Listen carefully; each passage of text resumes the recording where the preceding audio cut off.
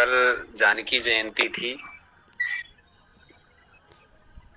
उद्भव स्थिति संहार कारिणीम क्लेशहारिणीम सर्वश्रेयस्त्रीम सीताम नतोहम राम वल्लभाम नतोहम राम वल्लभाम। जगत जननी माता जानकी की जय। जय हो। एक बड़ा प्यारा प्रसंग है रामचरितमानस का। कहा जाता है कि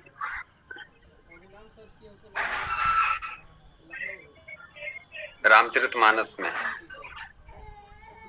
राम जी के विषय में कहा, राम जी कहते हैं कि मुझे क्या पसंद है क्या पसंद नहीं है, क्या प्रिय है क्या प्रिय नहीं है। तो कहते हैं निर्मल मन जन सो मोहि पावा, मोहि कपट छल छिद्र न भावा।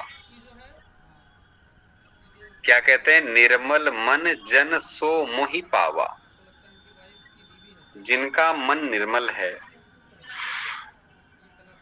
वो लोग मुझे प्राप्त करते हैं।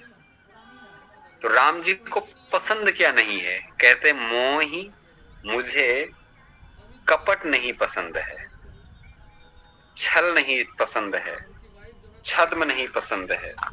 निर्मल मन जन सो मोहि पावा, मोहि छल छिद्र कपट न भावा। मोहि कपट छल छिद्र न भावा। वो कहते हैं कि मोहि निर्मल जन, निर्मल मन जन सो मोहि पावा, मोहि कपट छल छिद्र न भावा। तो मुझे छल कपट, छिद्र छल कपट नहीं पसंद है। चलो बड़ी अच्छी बात। तो कहे कि निर्मल मन मिलेगा कहां से?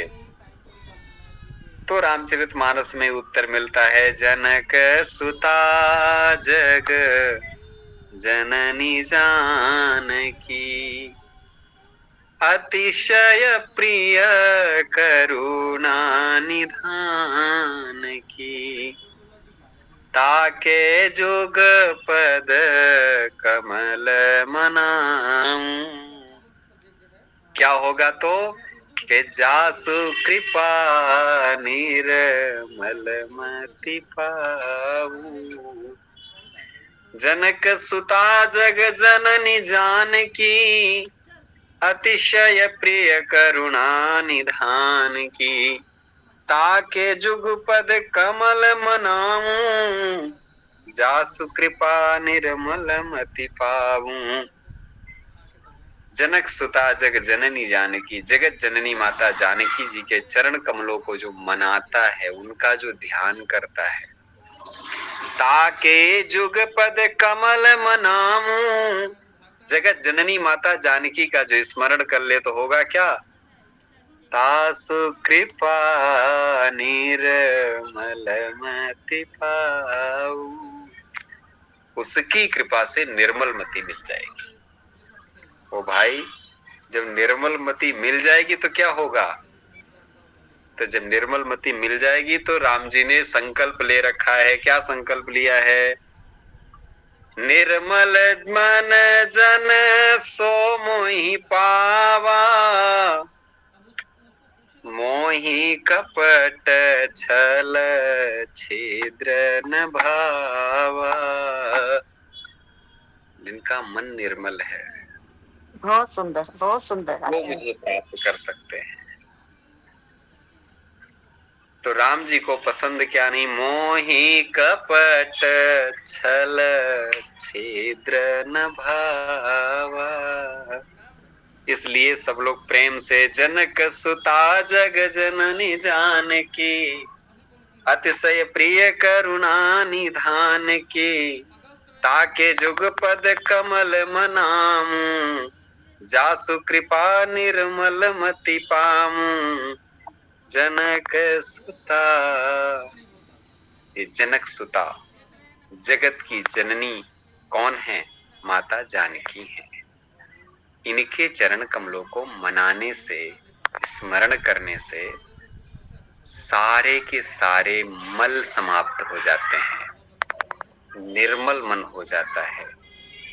इसलिए जगत में जिनको भी कल्याण चाहिए, जिनको भी पवित्रता चाहिए, जिनको भी आनंद चाहिए, वो क्या करें?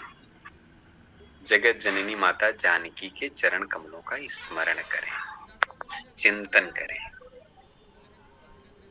तो ये जगत जननी की कृपा होने से सब कुछ हो जाएगा। राम जी आगे आगे आगे का बड़ा प्यारा पद है, पुनि मन बचन कर्म रघुनायक, चरण कमल बंदं सब लायक, राजीव नयन धरे धनुषायक, भगत विपति भंजन सुखदायक। यहाँ पर गोस्वामी तुलसीदास जी ने सबसे पहले जगत जननी माता जानकी के चरण कमलों की वंदना किया, फिर राम जी के चरण कमलों की वंदना कर रहे हैं। राम जी के चरण कमलों की वंदना करने के बाद बहुत प्रेम से, बड़े श्रद्धा भाव से और वंदना करते हैं। कहते हैं कि क्या, गिरा रथ जल बीच जिमी, कहियत भिन्न भिन्न, बंधु सीता राम पद, जिनहि परम प्रिय खिन्न। गिरा रथ जल बीच जिमी, कहियत भिन्न भिन्न, बंधु सीता राम पद, जिनहि परम प्रिय खिन्न। कहने को अलग है एक दूसरे से।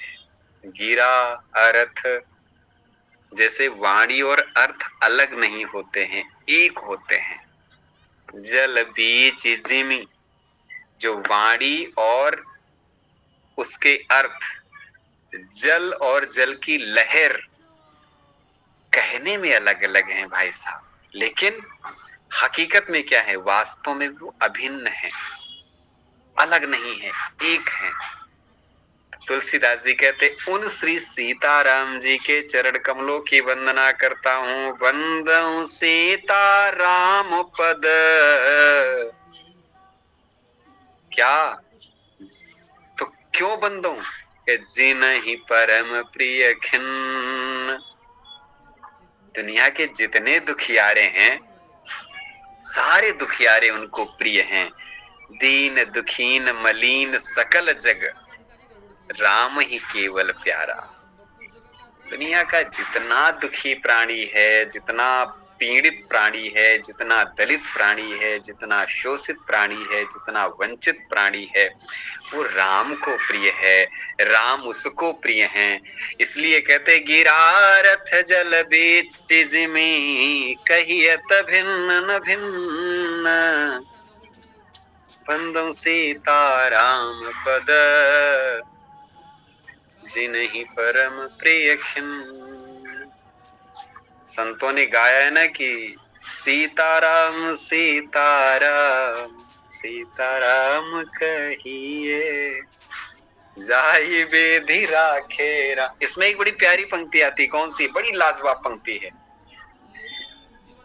उसमें कहते हैं कि जेहि विधि राखे राम, ताहि विधि रही,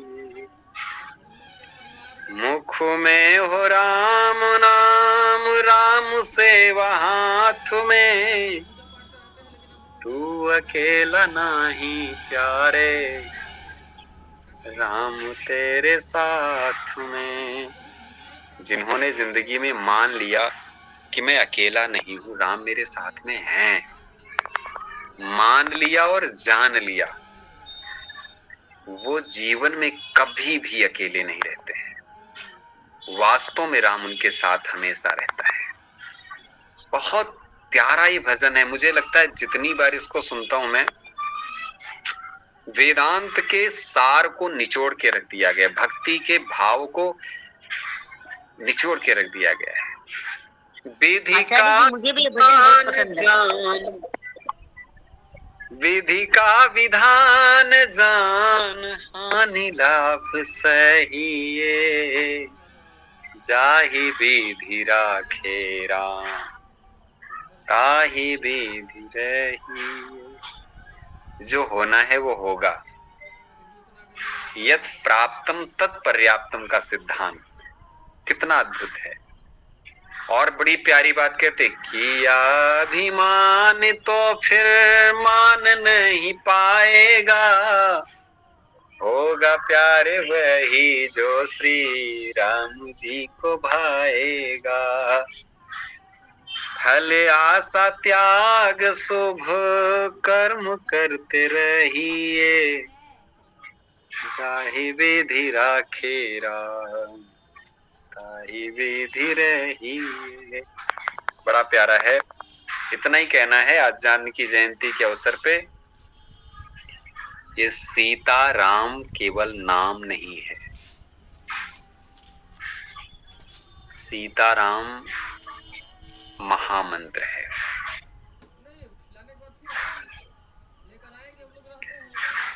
श्री गोस्वामी तुलसीदास जी ने बड़ा अद्भुत एक दोहा लिखा है कि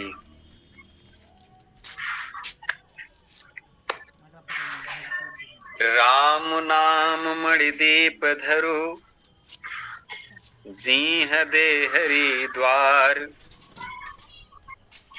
तुलसी भीतर बाहिर हूँ, जो चाह से उजियार। भीतर और बाहर दोनों जगह उजाला चाहिए, सबको उजाला चाहिए, भीतर भी उजाला चाहिए, बाहर भी उजाला चाहिए। तो दोनों जगहों पर उजाला पाने के लिए क्या करना पड़ता है? जैसे घर के अंदर भी उजाला हो, घर के बाहर भी उजाला हो, इसके लिए देहली पे दीपक रखा जाता है, दोनों तरफ उजाला हो जाएगा। तो कहते हैं कि राम नाम दीप धरु, कहाँ? जीह देहरी, जिहुआ रूपी देहली के ऊपर इस दीपक को रख दो, तो क्या होगा? तुलसी भीतर बाहिर हूँ, जो चाहे सी उजियार, उजाला हो जाएगा। एक क्षत्र एक मुकुट मणि, सब बरनन पर जोरी, तुलसी रघुबर नाम के, बरन विराजत थोई। अद्भुत। इसलिए जिंदगी में कुछ हो न हो, मुंह से एक शब्द निकालते रहिए हमेशा, कहीं किसी परिस्थिति में रहो, कुछ भी करो, चाहे जैसी हो स्थिति, जिंदगी की डोर सौंप हाथ दीनानाथ के, महलों में राखे चाहे झोपड़ी में वास दे। धन्यवाद निर्विवाद राम राम कहिए, जाहि विधि राखे राम, ताहि विधि रहिए। बड़ी आशाएं कर लेते दुनिया में लोग एक दूसरे से, ये हमारा कर देंगे, वो हमारा कर देंगे, उनसे ये हो जाएगा, उनसे वो हो जाएगा ना। आशा एक राम जी से, दूजी आशा छोड़ दे, नाता एक राम जी से, दूजे नाता तोड़ दे। साधु संग राम अंग, साधु संग राम रंग, अंग अंग रंगिए, काम रस त्याग प्यारे, राम रस पगिए। हर कदम पे, हर कहीं पे, कोई भी स्थिति हो, सीताराम सीताराम, सीताराम कहिए, जाहि विधि राखे राम, ताहि विधि रहिए। सीताराम सीताराम सीताराम कहिए। बोलिए जय श्री सीताराम। जय श्री सीताराम। तो जनक सुता बहुत सुंदर जग आचार्य जी, जननी। बहुत सुंदर, बहुत सुंदर। चलिए आते हैं अपने बिंदु पे हम लोग। आज माता जी का स्मरण था, मुझे लगा कि उनके बिना एक कदम चलना मुश्किल है।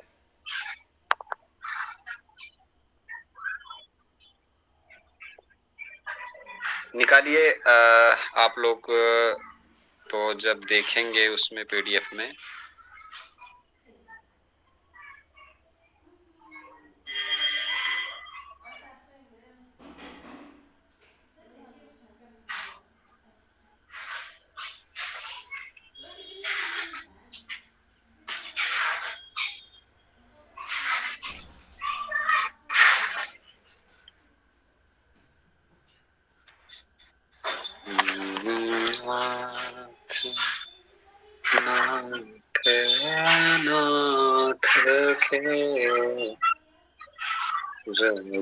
नाथ के रघुनाथ नाथ के परमेश्वर जगदीश्वर परमेश्वर जगदीश्वर।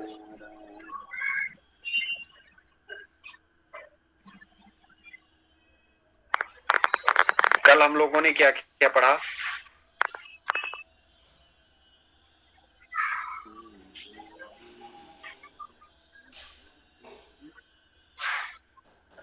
सूक्ष्म शरीर और सूक्ष्म शरीर, प्राण, विज्ञान में कोश, प्राण में कोश।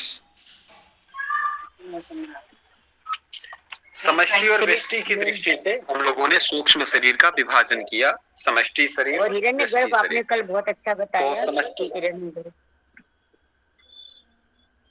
क्या चीज? हिरण्यगर्भ, सूत्रात्मा और प्राण। ये हिरण्यगर्भ में सबसे पहले सूत्रात्मा, फिर हिरण्यगर्भ, फिर प्राण। ये तीन नाम, ये तीन नाम समष्टि अभिहित चैतन्य के हैं। समष्टि से अभिहित, समष्टि से आच्छादित चैतन्य के तीन नाम हैं। सूत्रात्मा इसलिए कहा गया कि वो सभी में व्याप्त होने के कारण, सूत्र के समान सभी में व्याप्त होने के कारण वो सूत्रात्मा है। और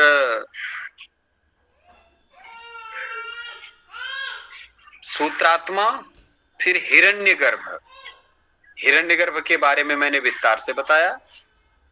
हिरण्यस्य गर्भः, हिरण्यगर्भः, ऐसा करके उसका उल्लेख किया गया। और इसके बाद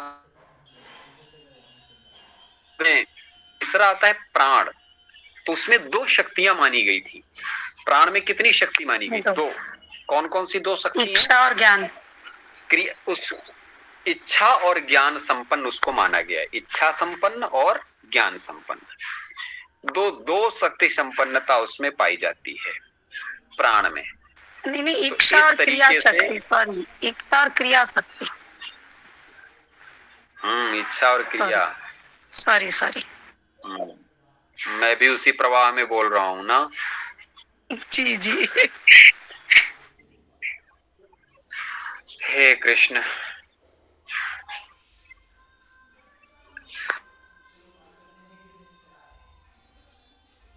वो देखते हैं। जय शंभुनाथ दिगंबरा जगदीश्वर। जागृत अवसानम। यहाँ कोशत्रय भी तीसरा नाम इसका कोशत्रय है ना। बाद में इसको हम स्थूल प्रपंचापेक्षया सूक्ष्मत्वात् सूक्ष्म शरीरम, स्थूल प्रपंच की अपेक्षा ये सूक्ष्म होने के कारण इसको सूक्ष्म शरीर कहा जाता है। विज्ञानमय आदि त्रिकोशों का आधार होने के कारण इसको कोशत्रय भी कहते हैं, या विज्ञानमय मनोमय प्राणमय कोश भी कह सकते हैं।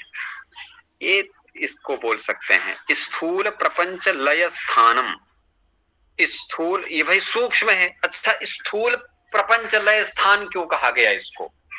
बहुत आसान भाषा में समझिए। जो चीज जिससे उत्पन्न होती उसी में तो समाहित हो जाती है।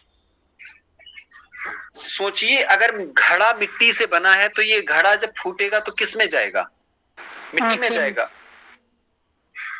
लाजमी सी बात है। कोई भी चीज है, जैसे उदाहरण के लिए मैं मान के चलता हूं, आप सब्जी लाए घर पे और सब्जी खराब हो गई। सब्जी खराब हुई तो उसको हम कहाँ फेंक देते हैं?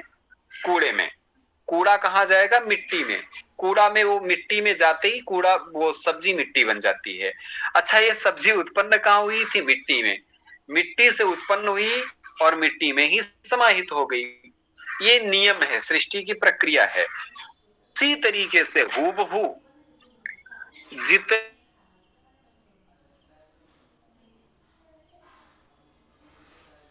तन्मात्राओं से 5 तन्मात्राएं बताई गई। चला गया था, आपका नेट चला गया था तो वो समझ में नहीं आया।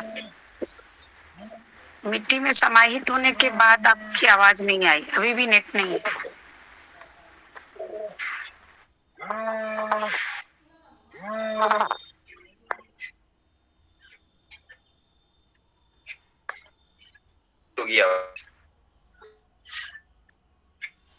चलिए, आवाज नहीं आ रही है, रुक रही है।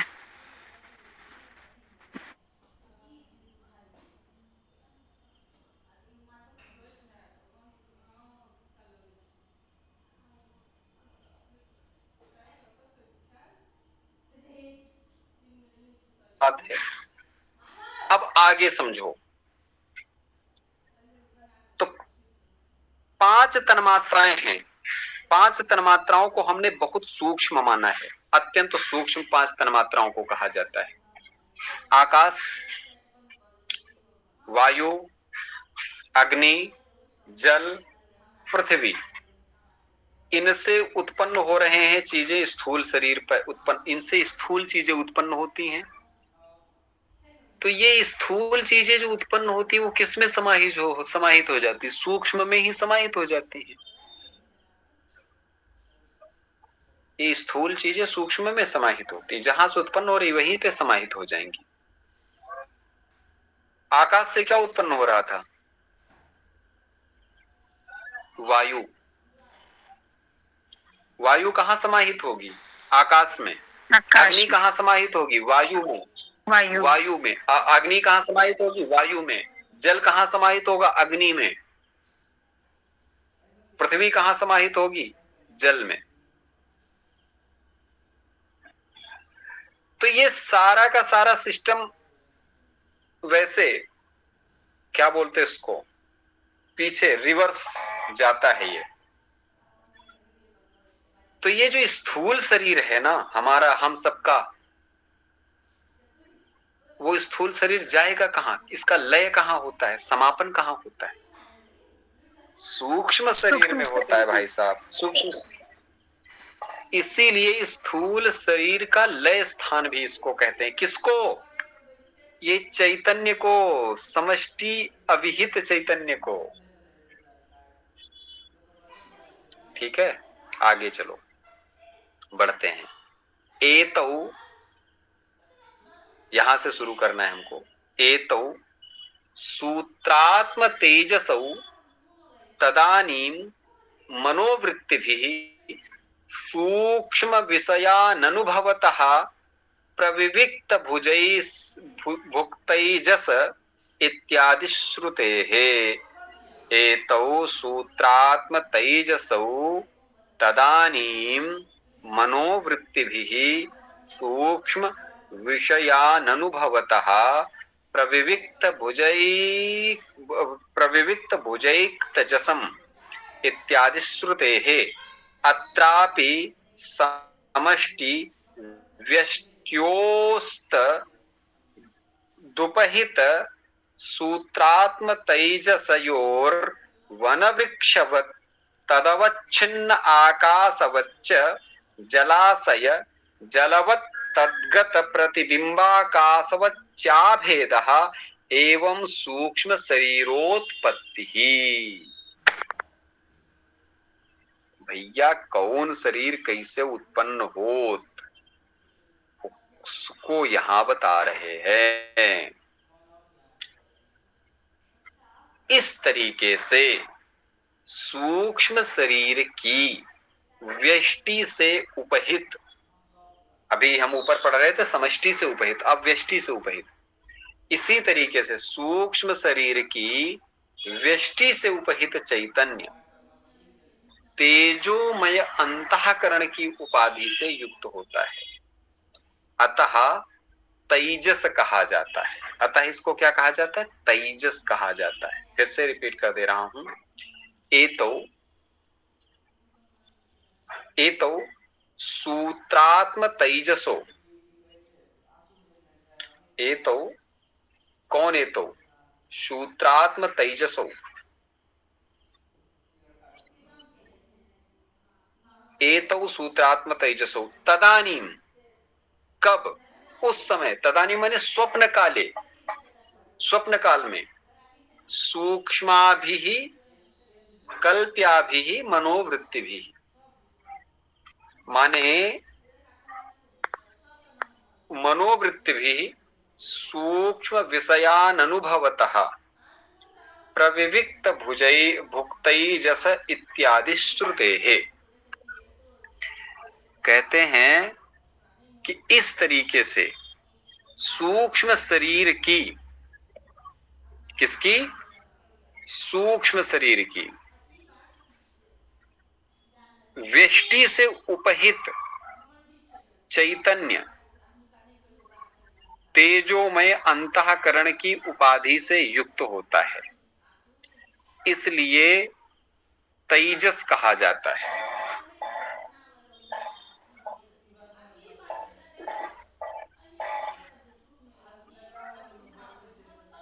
सूक्ष्म शरीर की अवस्था दो बताई गई, एक समष्टि, दूसरी व्यष्टि। ये सूक्ष्म शरीर चाहे समष्टि वाला हो चाहे व्यष्टि वाला हो, ढकेगा किसको? चैतन्य को ही ढकेगा।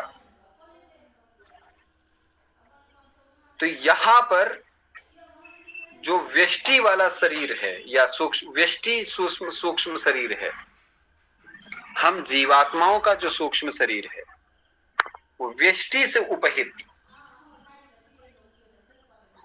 इसको हम कहेंगे व्यष्टि से उपहित चैतन्य। ऐसे व्यष्टि से उपहित चैतन्य है तो ये तेजोमय अंतःकरण की उपाधि से युक्त है। इसकी उपाधि कौन है? तेजोमय। इसकी उपाधि, इसका नाम क्या है? हम इसको बोल देंगे तेजोमय। इसकी उपाधि है तेजोमय। किस पद पे विराजमान है? तो कह देंगे तेजोमय पद पे विराजमान है। तो ये तेजोमय अंतःकरण की उपाधि से युक्त है, इसलिए इसको तेजस कहा जाता है। पहले वाले का हमने नाम क्या रखा था? ऊपर जब पढ़ के आए थे तो उसका हम लोगों ने नाम वहां पे रख दिया था शुरुआत में ही। जब आप पढ़ेंगे तो अत्राप्यखिल सूक्ष्म शरीरमेक बुद्धि विषयतया वनवत् जलाशय जलवद् वा समष्टि अनेक बुद्धि विषयतया वृक्षवत् जलवद् वा व्यष्टिरपि भवति। एतत् समष्टि उपहितम चैतन्यम सूत्रात्मा हिरण्यगर्भः प्राणः च उच्यते। इसको तीन नाम दिए गए थे, सूत्रात्मा, हिरण्यगर्भ और प्राण, ये तीन नाम दिए गए थे। लेकिन यहां पर इसके नाम क्या दिए जा रहे हैं? माने व्यष्टि वाले का, समष्टि व्यष्टि होता, समष्टि वाले का नाम हो गया सूत्रात्मा, हिरण्यगर्भ और प्राण। लेकिन यहां इसका नाम दे रहे हैं, यहां पर इसका नाम कहते हैं कि तीन नाम है इसके, नहीं एक नाम है। कौन सा? सबसे पहले कौन सा नाम दिया यहाँ पे? तेजस। तो कहते तेजस। क्यों तेजस? इसलिए तेजोमय उपाधि है इसकी। उपाधि क्या है इसकी? तेजोमय। तेजोमय उपाधि होने के कारण इसको तेजस बोला गया, इसका नाम तेजस रखा गया। सीधी सरल बात है। तेजोमय उपाधि होने के कारण इसका नाम हम तेजस कहते हैं। तेजोमय का मतलब क्या है? तेजोमय का मतलब है वासनामय। तेजोमय का मतलब है वासनामय। अजीब लगेगा आपको, लेकिन इसका मतलब है, शंकराचार्य जी इसके ऊपर कहते हैं कि, माइक बंद कर लीजिए, एतौ सूत्रात्म तेजसो स्वप्न काले सूक्ष्मा भी कल्प्या भी मनोवृत्ति भी वासनामयान। तेजोमय का मतलब तेजस इसलिए है कि किसी किन्हीं चीजों को ये अनुभव करता है। किनका अनुभव करता है? तो वासनामय शब्द स्पर्श रूप रस गंधाख्यान सूक्ष्म विषयान अनुभवतः। वासनामय शब्द स्पर्श रूप रस गंध नामक सूक्ष्म विषयों का अनुभव करने के कारण इसको हम तेजस कहते हैं। क्या कहते हैं? तेजस।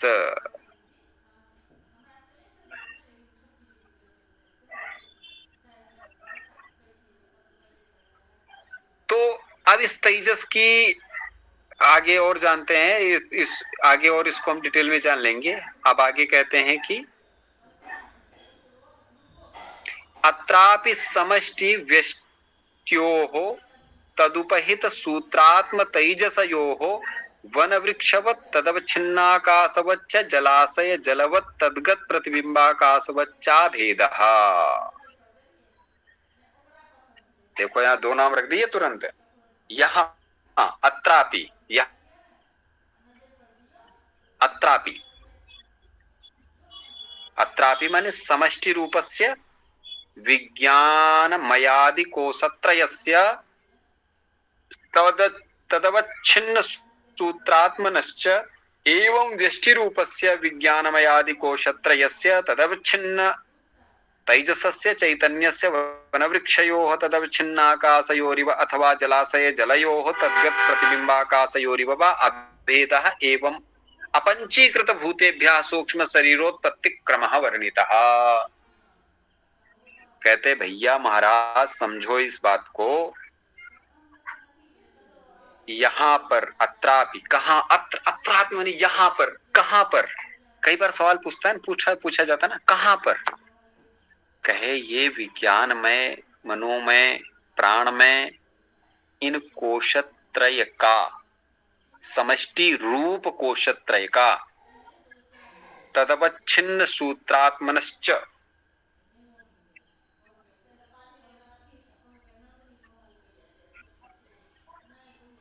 इस तेजस की ये व्यष्टि भी, इसको कह रहे हैं कि इसी प्रकार सूक्ष्म शरीर की व्यष्टि से उपहित चैतन्य तेजो में उपाधि से युक्त कहा गया, इसलिए इसको तेजस कहते हैं। अब इस तेजस की ये व्यष्टि भी स्थूल शरीर की अपेक्षा सूक्ष्म होने से सूक्ष्म शरीर कही जाती है। और विज्ञान में आदि कोशत्रय से अनुभूत स्थूल शरीर विषयक जागृत वासना में होने के कारण स्वप्न कही जाती है। इसलिए वासना में होने से स्वप्न है और सूक्ष्म है, इसलिए स्थूल प्रपंच का ये लय स्थान भी है। अब आसान भाषा में, बिल्कुल सरल भाषा में ऐसे समझना होगा हमको।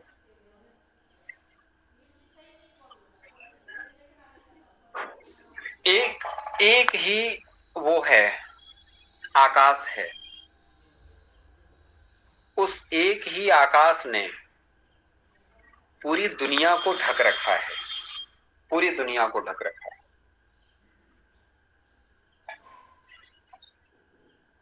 तो जो व्यापक स्थान को ढके है, माने समग्र, जैसे मैंने एक दिन बताया था ना कि समष्टि क्या व्यष्टि क्या समझाते हुए, एक बहुत बड़ी टेंट लगी है, एक बहुत बड़े दायरे को ढके है, और एक कई छोटी छोटी टेंट लगी हैं, वो छोटे छोटे एरिया को ढके हैं।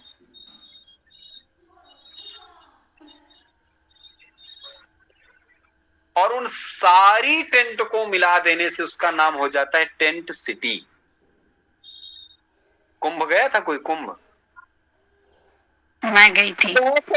हाँ, तो कुंभ में सारी टेंट सिटी थी। कुंभ का नाम ही है टेंट सिटी। यहाँ टेंट, वहां टेंट, वहां टेंट, वहां टेंट, सारी अलग अलग टेंट थी ना। तो उन सारे के सारे टेंट को एक नाम दे दिया गया। क्या दे दिया है? Tent city. और अलग अलग अलग अलग टेंट को टेंट कहेंगे और सबको मिला के टेंट सिटी बोल देंगे। लेकिन भैया जो छोटी वाली टेंट, जो एक एक टेंट है वो भी टेंट है, और सारी टेंट मिला करके वो भी टेंट ही है, सब टेंट ही है। तो हमने पूरी टेंट सिटी के 3 नाम दे दिए। एक नाम दे दिया सूत्रात्मा, एक नाम दे दिया उसका हिरण्यगर्भ, तीसरा नाम दे दिया प्राण। क्यों? क्योंकि वो व्यापक है, सूत्रवत सब में एक दूसरे से जुड़े हैं। सब में टेंट है, सब में पानी है, सब में बिजली है, सब में सब कुछ है, तो जुड़े हैं सब एक दूसरे से। लेकिन एक एक जो टेंट है वो अलग अलग है ना, अलग अलग है, तो उसको व्यष्टि कह देते हैं एकत्व की दृष्टि से। तो जब व्यष्टि कहेंगे तो उसको भी अलग अलग हम अलग अलग वो खाल से जो छोटे छोटे टेंट बने उनमें भी लोग खा रहे हैं, पी रहे हैं, विषयों का उपभोग कर रहे हैं, मजे कर रहे हैं, जाग रहे हैं, सो रहे हैं, सारी चीजें कर रहे हैं। तो ज्यादातर गतिविधियां अकेले अकेले वाली टेंट में होती। अगर आपको गतिविधि का आंकड़ा लगाना होगा तो यही कहा जाएगा फलानी टेंट में आज कढ़ी राजमा चावल बन रहे हैं, दूसरी टेंट में पनीर की सब्जी बन रही है, तीसरी टेंट में गुलाब जामुन बन रहे हैं। सबकी टेंट अलग अलग, सबके टेंट में अलग अलग खाने बन रहे हैं। बन रहे नहीं बन रहे, सबके टेंट में अलग अलग खाने बनते हैं। सबकी टेंट में खाने तो बन ही रहे हैं, इसलिए वो वासना में हो गए।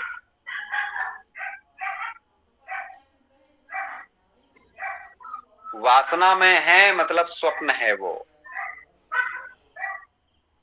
उनके चित्त की वृत्ति में कोई जगह बना के बैठा हुआ है।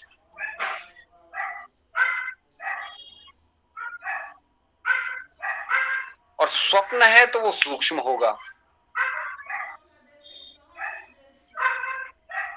रात में जब सपना देखा जाता है, सपने में देखा कि वृंदावन में हम जलेबी खा रहे हैं, और वृंदावन की जलेबी खाते हुए उसका जो जलाव है वो कपड़ों पे भी गिर गया है, इधर उधर मुंह में भी लग गया है, हाथ चिपचिपा रहे हैं। तो रात में हाथ, पता नहीं कैसे क्या हुआ, रात में मुंह पे हाथ आ गया। तो रात ही में नींद को नहीं, राम राम, ये जलेबी वाला हाथ मुंह पे लग गया। तो हाथ में देखा है, ये तो बाद में बताए, तो ये सपना देख रहे थे। वो हाथ धोने जाने की जरूरत नहीं, चुपचाप फिर लेट गए। इसलिए वासना में होने से स्वप्न है, सूक्ष्म है ये।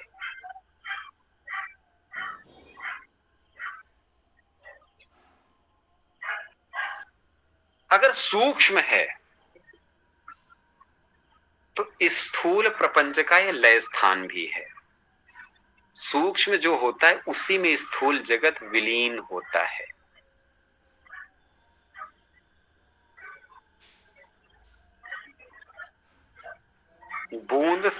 मतलब सूक्ष्म जो होता है स्थूल में ही लय होता है, तो स्थूल जो होता है सूक्ष्म में ही लय होता है, ये सिद्धांत है।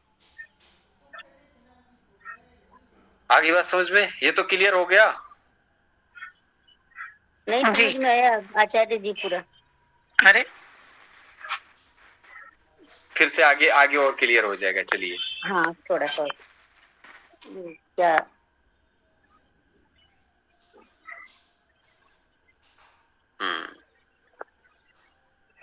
तो ये दोनों अब ये दो नाम हो गए। समष्टि उपहित चैतन्य को हम क्या बोलेंगे? सूत्रात्मा। और व्यष्टि उपहित चैतन्य को क्या बोलेंगे? तेजस। ये दो नाम याद रहेंगे ना? यशवंत, ओ यशवंत, ये नहीं है क्या? चलो, शिव गणेश, जी भैया, तेजस। गाड़ी चलाते हुए बात कर रहे हो? हाँ हाँ, लाइव चला रहे हैं। नालायक पढ़ लिया करो थोड़ी देर। हाँ यार। चलिए बंद कर। ये दोनों सूत्रात्मा और तेजस,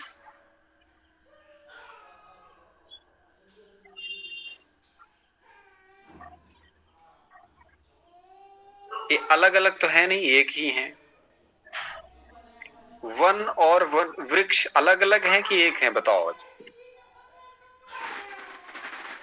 वृक्ष की दृष्टि से, व्यष्टि की दृष्टि से अलग है और समष्टि की दृष्टि से एक है। ए भाई, कहाँ किसी दृष्टि से वो अलग नहीं है। वन और वृक्ष कैसे अलग हो जाएंगे? वो वन वृक्षों से ही, वृक्षों का ही तो समष्टि रूप वन है। जल का ही समष्टि रूप तो जलाशय है। तो वो अलग नहीं है, कहने को अलग है केवल। मेरा कहने का मतलब यह है यहाँ पे, ये सूत्रात्मा और तेजस स्वप्न काल में सूक्ष्म मनोवृत्तियों से वासनामय शब्द, स्पर्श, रूप, रस, गंध, ये नाम के सूक्ष्म विषयों का अनुभव करते हैं। किनका अनुभव करते हैं? ये सूक्ष्म विषयों का अनुभव करते हैं। कब करते हैं? तो कहते हैं एतौ सूत्रात्म तेजसौ तदानी मनोवृत्ति सूक्ष्म विषयान अनुभवतः। ये सूत्रात्मा और तेजस, ये दोनों किस चीज का अनुभव करते हैं? तो कहिए सूत्रात्मा और ये तेजस, ये दोनों स्वप्न काल में, किस काल में? स्वप्न काल में, जागृत काल में नहीं, स्वप्न काल में सूक्ष्म मनोवृत्तियों से। भैया हम कौन सी मनोवृत्तियों से अनुभव करेंगे किसी विषय का? सूक्ष्म मनोवृत्ति से अनुभव करेंगे। रात में सो रहे हो तो क्या स्थूल मनोवृत्ति से अनुभव कर पाओगे? नहीं कर पाओगे ना। रात में जलेबी सोते सोते खाना, ये सूक्ष्म मनोवृत्ति से ही अनुभव होता है। तो सूक्ष्म मनोवृत्तियों से वासनामय, वासनामय का मतलब होता है, अच्छा एक चीज समझ के चलिए, वासना का मतलब आजकल दृष्टि एक ही मानी जाती है। वासना मीन्स आजकल किसी से बात करो, वासना जागृत हो गई इनकी। वासना का मतलब होता है इच्छा जागृत हो गई। आज हमारे चार पुरुषार्थ होते हैं, धर्म, अर्थ, काम, मोक्ष। धर्म का मतलब है कर्तव्य, अर्थ का मतलब है प्रयोजन। कोई कह देता मनी, नो, अर्थ का मतलब मनी नहीं है। हमारे यहां लंबे अरसे तक विनिमय का विषय वस्तु, लेन देन की विषय वस्तु मनी थी नहीं, बहुत लंबे समय तक नहीं रखी गई। तो उसकी जगह क्या था? वस्तु का वस्तु से विनिमय होता था। चावल दिए, गेहूं लिए, गेहूं दिए, चावल लिए। तो यहां पे अर्थ क्या हुआ? अर्थ का मतलब होता है प्रयोजन। जिस चीज से जो प्रयोजन सिद्ध हो जाए वो अर्थ है। अर्थवान होना माने प्रयोजनवान होना, और उस प्रयोजन संपन्नता को बनाना, ये होता है आर्थिक संपन्नता। आपको घड़ी का प्रयोजन है, आपको घड़ी की जरूरत है। वो घड़ी आपको चाहे गुड्स से मिले चाहे सर्विस से मिले,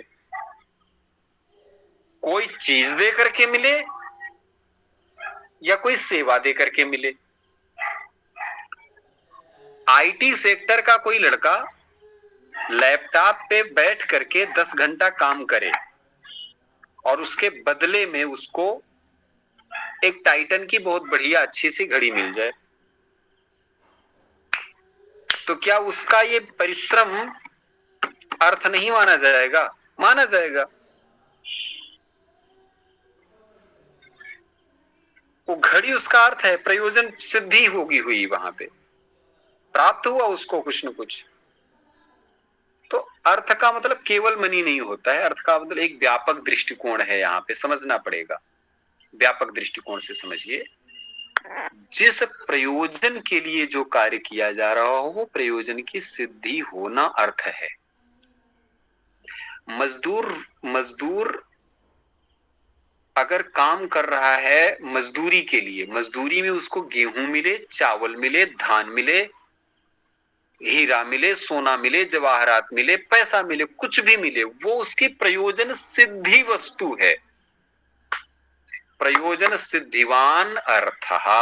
अर्थ कौन? प्रयोजन को सिद्धि करने वाला। अब काम का मतलब इच्छा पूर्ति। पानी पूरी की इच्छा है तो वो भी इच्छा, वो भी काम है। तो ये वासना शब्द जो आया, तो विषयों का जागृत होना ये वासना है। और हमारी सूक्ष्म मनोवृत्तियों में वासना अगर जगती है तो कौन वासना जगेगी? आपको शब्द की वासना जगेगी। शब्द की वासना कैसी होती है? कई लोग बड़े बतकहे होते हैं, बात के बड़े भाई, बात किए बिना नहीं रह सकते। एक अयोध्या में महाराज जी थे, बुजुर्ग हो गए बेचारे, तो अपने खिड़की से झांकते रहते थे। कोई छात्र निकले, कोई बच्चा नहीं, बेटा इधर आओ, इधर आओ। हाँ जी महाराज जी, अंदर आ जाओ, बैठो। बिठाते थे, उसको प्रसाद देते थे, जलपान कराते थे, फिर खूब बतियाते थे। बतियाने में केवल सुनना था तुमको, जी जी जी केवल जी जी करना होता था। फिर कहते थे अच्छा तुम कुछ बताओ। तो ये किसकी वासना है? शब्द की वासना है। तानसेन गाने लगते थे तो बड़े बड़े वीर भी ठहर जाते थे।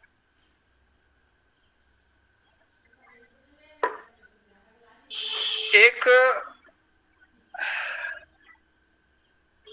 बौद्ध भंते थे जिनका नाम था अश्वघोष। अश्वघोष एक राजा के दरबार में दरबारी थे, राजा के दरबार में रहा करते थे। तो लोगों ने कहा कि अश्वघोष ऐसे व्यक्ति हैं, ये जब श्लोक का वाचन करते हैं तो सब मंत्र मुग्ध होकर के सुनने लगते हैं इनको। इतने अद्भुत व्यक्ति माने जाते थे। तो कहे कैसे होंगे यार ये अश्वघोष? तो कनिष्क ने उस राज्य पे अटैक कर दिया।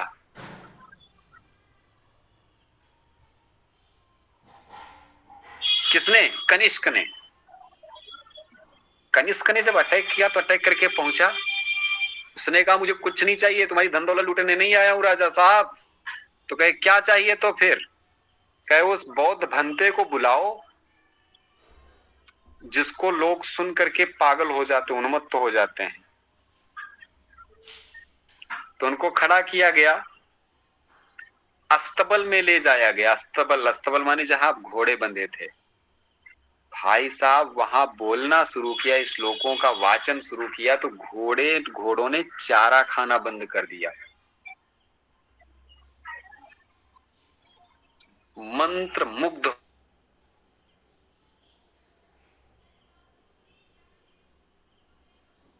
इसलिए उनका नाम पड़ा अश्वघोष। बोलते थे, उनके घोष से अश्व भी स्तब्ध हो जाते थे, अश्व भी ठहर जाते थे। तो ये कहने का मतलब इसको कहते हैं शब्द वासना। कान पागल हो जाते सुनने को। एक रेडियो पे पहले प्रचार आता था, पता नहीं किस चीज का, तो उस पे कहा जाता था कि एक ये मधुर मत पारो,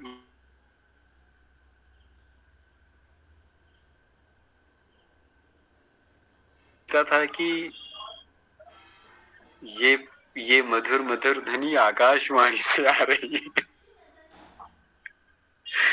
तो मतलब मंत्र मुग्ध होकर के आकाशवाणी की तरफ आकर्षित करने के लिए ये पहले खूब मधुर ध्वनि चलाई जाती थी, माने बड़ा सुंदर गीत बजता था।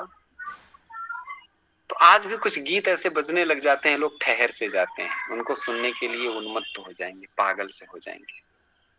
ये शब्द वासना है। एक स्पर्श वासना होती है। स्पर्श वासना मलयज मंद बयार चली,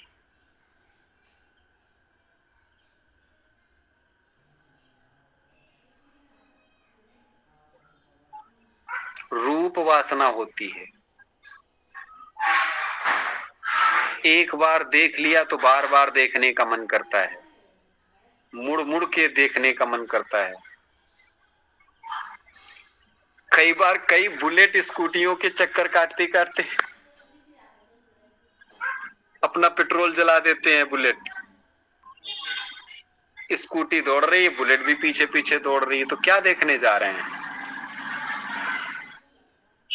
रूप के पीछे भाग रहे हैं। रस, चाट की दुकान पे पेट भरा है, इसके बावजूद चाट की दुकान पे दौड़ते जा रहे हैं हम। क्विंटल भर का शरीर और ये तोला भर की जुबान दौड़ाए लिए जा रही है। कौन सी वासना है? रस वासना है। पेट तो भाई साहब दाल चावल रोटी सब्जी से भी भर सकता है, लेकिन बड़े बड़े रेस्टोरेंट में हम दौड़े चले जा रहे हैं, अलग अलग प्रकार की डिश ऑर्डर कर रहे हैं। रस वासना। गंध वासना,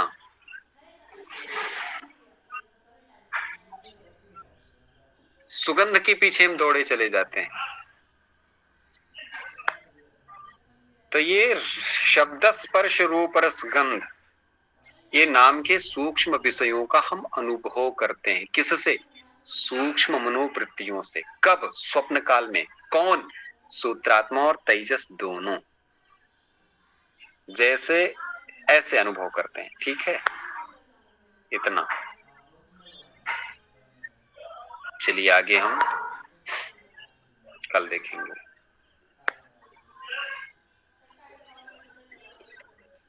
जय श्री सीताराम, हर हर महादेव। जय श्री सीताराम। सभी को रात्रि शुभ रात्रि। महादेव। बहुत बहुत धन्यवाद आचार्य जी। शुभ रात्रि सबको।